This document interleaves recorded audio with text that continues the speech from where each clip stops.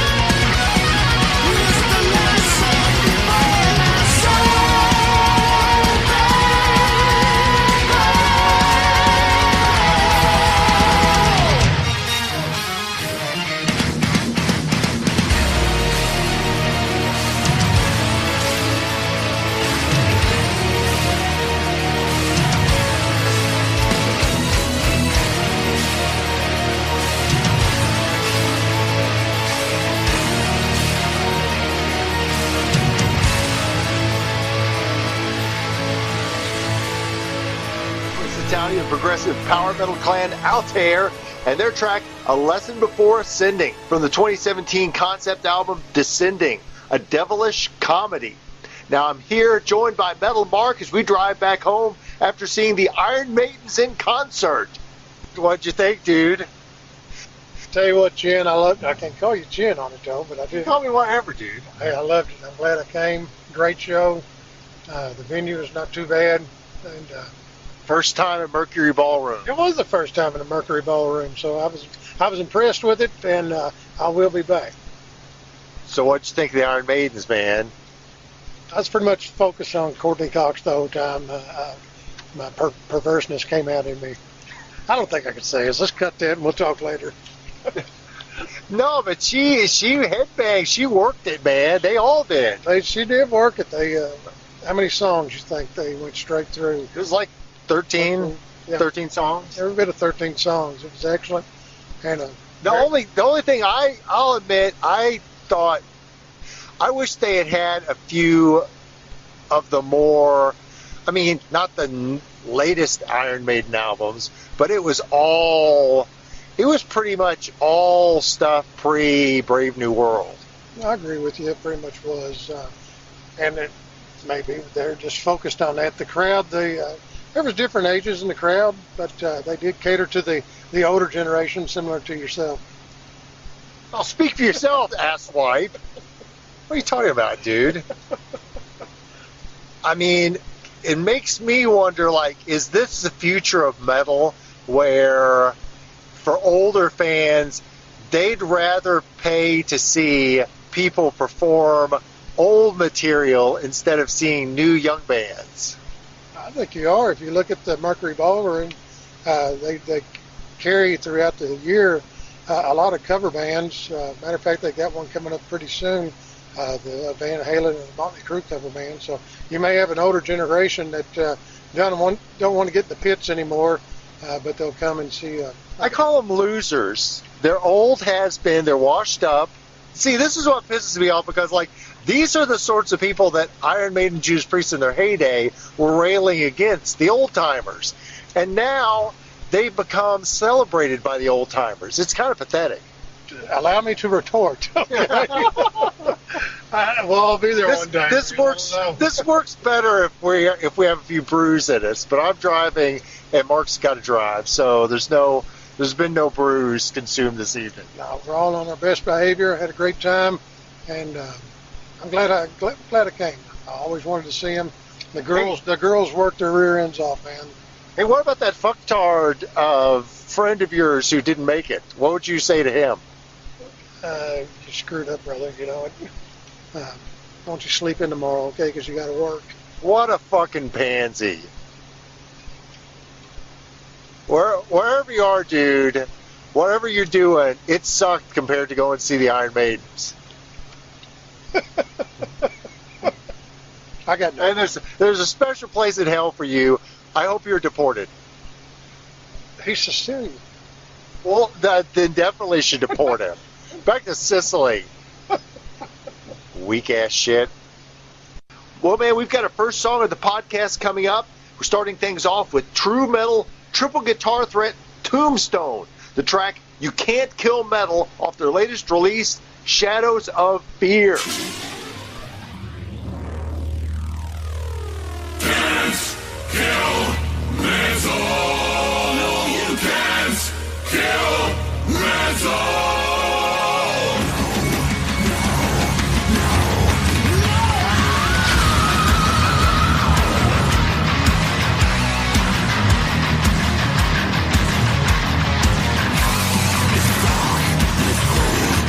Battlefield of life.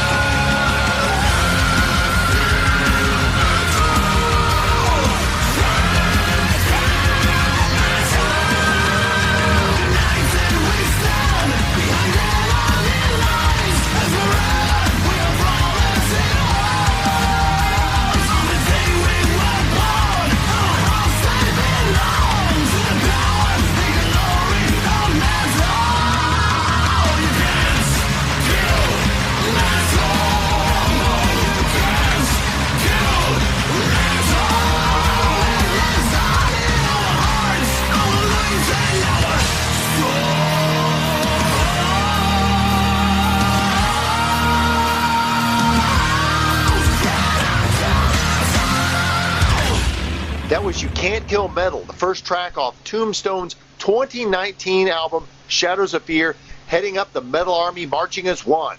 Returning to the podcast is 80s nostalgia warrior Brian. Brian, what's been going on? It's been a while since we've talked. It has been a while, man. I've been working, but that has slowed down, and so now I have more time, and I'm able to get in there and hit the metal up again, which I did in a very intense way on a couple nights ago, man. Well, tell me what awesome metal band you went to see. Oh, dude, you're going to love it. I know it's one of your favorites, man. I went to see Metallica in Nashville's Bridgestone Arena, man, on Thursday night.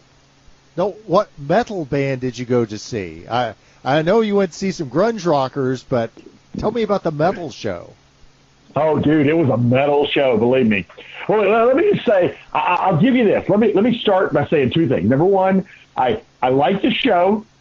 The old stuff was freaking amazing. But whatever a Metallica concert used to be, it's not that anymore. dude, I looked at, like, when I'm going through the crowd there, I kept getting the impression that I was like hanging with a bunch of guys that go to the beach and styrofoam board body surf. They get their boards from it. I mean, it was obvious who the hardcore fans were. There were people in three-piece suits, and I mean, I felt like people were just kind of poaching and slumming in the metal world for a while. That said, I still had a good time, man. Yeah, I would put the metal in quotes there. I'm not sure how metal Metallica is. Well, dude, I tell you what, man. I mean, the show, there were 17 songs, and 9 out of those 17 songs were from old school albums. It was quite obvious what the crowd was into. Metallica, they make a lot of money from the tourists that go through metal now, but their hardcore fans still show up for those songs, man. I mean, they did some greats. Like, my two favorites were Seek and Destroy and Creeping Death. Again, 18,000 people screaming at the top of their lungs, die, die, die. It was amazing. It took me back to the 80s when I saw them on, I think it was the 80s, I can't remember, but I saw them on the Justice for All tour and had the same experience. And I remember just thinking, this is very familiar. It's one of those cases where you hate, where nostalgia just takes me back. It was so much fun, dude. Yeah, I remember the first time you and I went to see Metallica, they didn't even show up and play, which was probably better because... Oh, dude, it was the one time we saw Cliff Burton in concert when he came out and said, sorry, Hetfield broke his wrist skateboarding down the hill. What a dick, man. I can't believe he did that. But I kind of get the concept, man. You know, I'll tell you this, though, and this is, I completely blame you for this, you asshole. I hated the large venue. I mean, I hadn't been to a super huge venue or been super far away from the band since we started the podcast, except for the pre-show, and that was okay. I mean, the sound was garbled, and that may have been a function. I couldn't tell. Was it a function of the large venue, or was it just like bad mixing on their part? And so... Or maybe their music just sucks. No, dude, no. I'm telling you, man, the old stuff, you would have been into it. You would have headbanged because that's when it happened. Hopefully they didn't play anything from those first 3 albums, which I got to say, maybe the worst 3 albums ever written. Dude, you're showing your ignorance. They're the best 3 introductory metal albums ever written, and they played so much stuff on them. Motor Breath, For Whom the Bell Tolls. They played Master of Puppets. They played Blockhead. The Blockhead was their first encore. It was freaking awesome, man. Of course, that's the 4th album, but still, that gets an honorable mention. They had this really bizarre stage show. Like, they had probably, I want to say, 40 cubes that hung from the ceiling, and there were video screens on each side of the cubes. They were like large TVs, and they kept going up and down. And I mean, I didn't really get into it. That's another thing, man. I didn't care about the big stage show and the fire and I wanted to be standing a foot from. I want to be hitting the face with their hair when they're headbanging, like it wasn't the Obituary concert. I miss that. I mean, don't get me wrong. I go to a big venue, but I just like the small venue so much, man. I could see everything, but you know. I mean, that's just not the same thing. Plus, their material is so awful. I mean, if you're an aged grunge rocker, I can see why you might like it. You're fucking liar. Yeah, I was there, dude. I saw you headbang. There's nothing there at a Metallica show. I have quoted this memory before on the podcast. Me and my ex-wife snuck up over the hill to watch the people, the Yellow Creek Church Youth Group, headbanging to the things that should not be in a circle headbang in the church parking lot. You were there. I saw it. No, you misunderstood. I was shaking my head. No, turn it off. This is awful. It did not appear that way to me, but you know. And it remains true now. Metallica are a bunch of posers who make shit rock. You know, the funny thing about this is in 2 or 3 months, Floor Jansen and Xandria and Winterham and all these people that you claim to love, they're going to be posers and grungers very soon in your life. I have no doubt that you're going to move on from them too.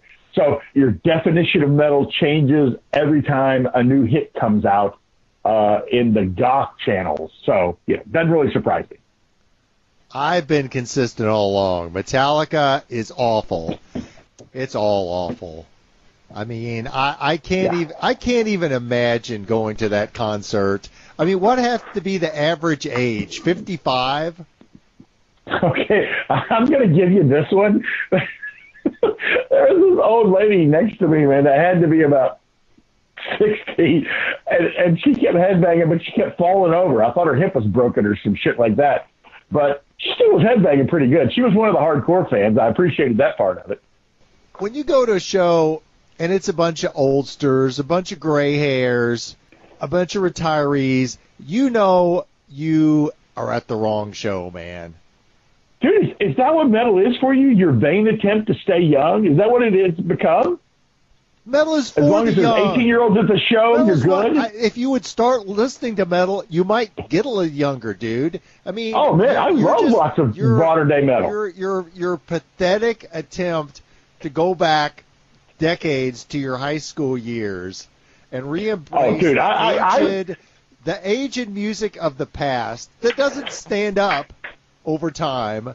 It's sad, man. I feel sorry for you. Oh, dude, you can suck it. I have screamed Master of Puppets the way I did 2 nights ago at a concert, 18,000 people going back nostalgically, loving every minute of it. Well, at least, hopefully, when Metallica is on this tour, they had a bunch of young, up-and-coming actual metal bands opening for them. Tell me about the full bill. Were there actually some good, newer, modern metal bands opening? Dude, one of the disappointments of the show is there were no local metal bands. Jim Brewer opened for him, a comedian. I was a little sketchy about that. Of course, he's an 80s metal fan, so he was hilarious. I will tell you this, man. You would have liked him because for most of his show, he railed on the age of the crowd. He actually found the oldest person in the crowd and congratulated them, but talked about how they might need to sit down. You would have liked that part of it. So no young up-and-coming bands on the bill.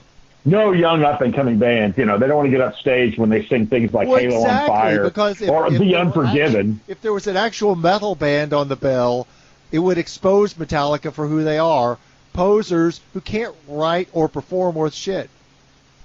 Yeah, I promise you, there's no danger of them being upstaged when 18,000 people are singing Seek and Destroy 15 minutes into the show. It was freaking awesome. And any young band hopes that they have that kind of crowd reaction.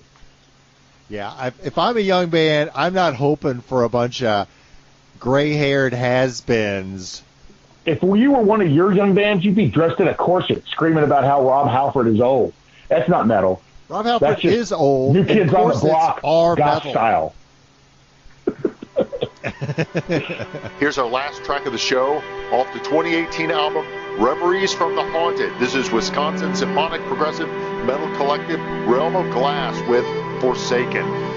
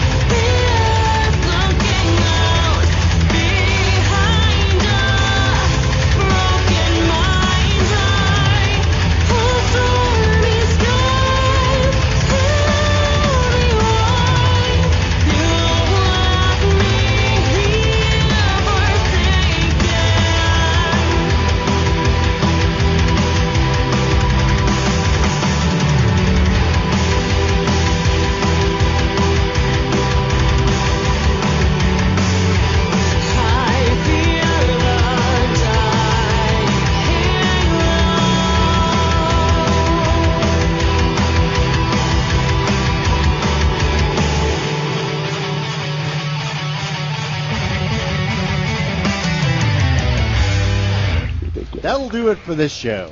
Remember, you can access all the great Metal Debate episodes, including our debate shows, artist interviews, and fan casts on SoundCloud.com, as well as selected content on YouTube.